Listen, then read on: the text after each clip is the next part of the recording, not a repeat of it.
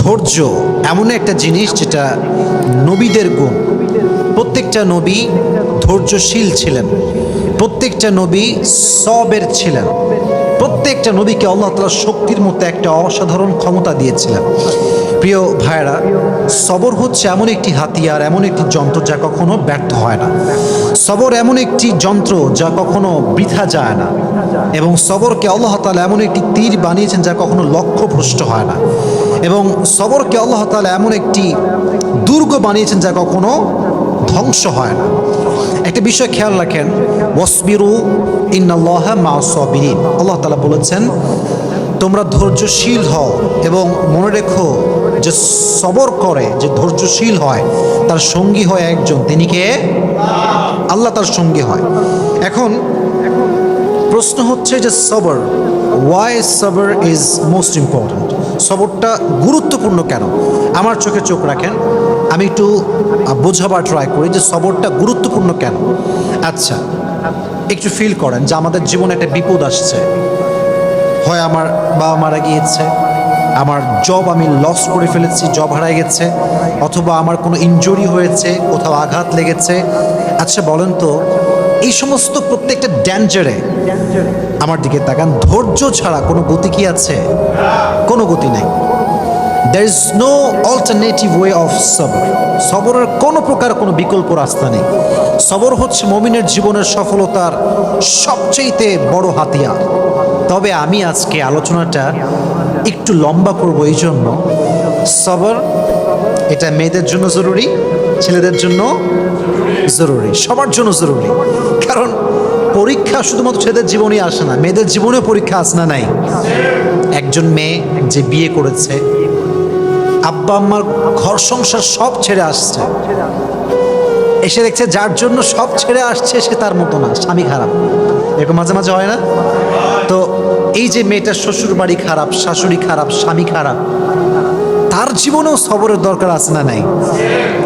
আরেকজন মেয়েকে না আপনি ভাবেন, যে মেয়েটা বিয়ে করেছে, জাস্ট মনে করেন 1 মাস হয়েছে, 1 মাস পরেই তার স্বামী মারা গিয়েছে, বিধবা হয়ে গিয়েছে। এই মেয়েটার জীবনও সবরের দরকার আছে না? নাই?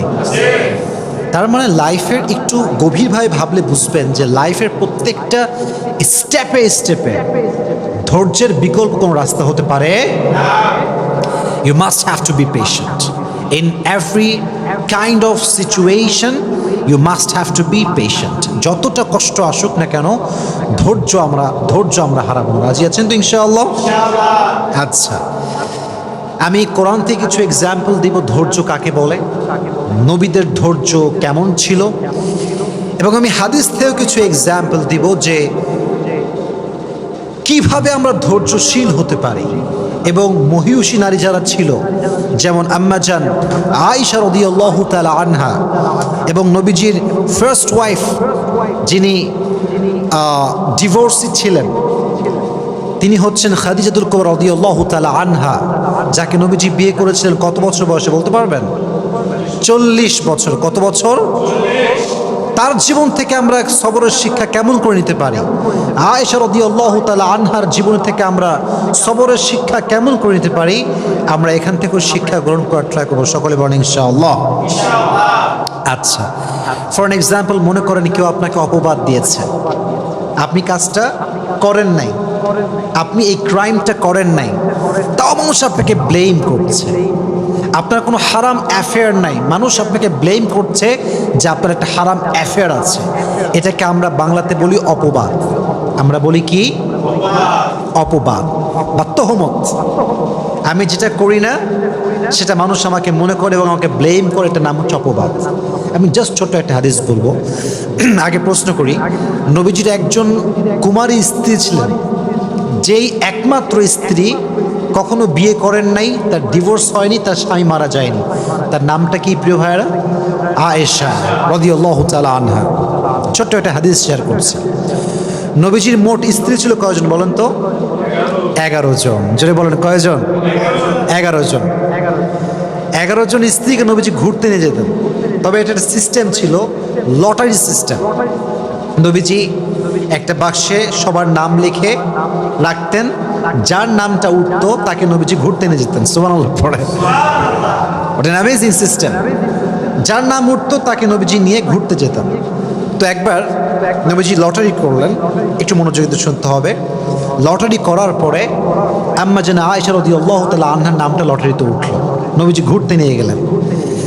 এটা একটু লম্বা স্টোরি, বাট আপনাকে মনোযোগ দিয়ে শুনতে হবে, কারণ এখানে একটা অনেক বড় সবরের শিক্ষা আছে। সেই যুগে ঘুরতে যাওয়া হতো মেয়েদেরকে নিয়ে, ওয়াইফদেরকে নিয়ে। এটাকে বলা হতো হাউদাজ, আমরা বলি এটাকে পালকি।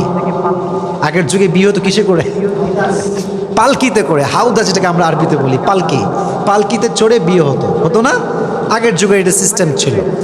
তো তখনকার যুগে এভাবে পালকিতে চড়ে ঘুরতে নিয়ে যাওয়া হতো। তো আম্মা জান আয়েশা রাদিয়াল্লাহু তাআলা আনহাকে পালকিতে চড়ে নিয়ে যাওয়া হচ্ছে ঘোরার জন্য। তো যখন কাম ব্যাক করবে বাসার দিকে, এক্স্যাক্টলি ওই সময় এসে আম্মা জান আয়েশা রাদিয়াল্লাহু তাআলা আনহার প্রকৃতির চাপে তিনি প্রকৃতির ডাকে সাড়া দেওয়ার জন্য বের হন, মানে পালকি থেকে নামেন। যেটা হয় সেটা হচ্ছে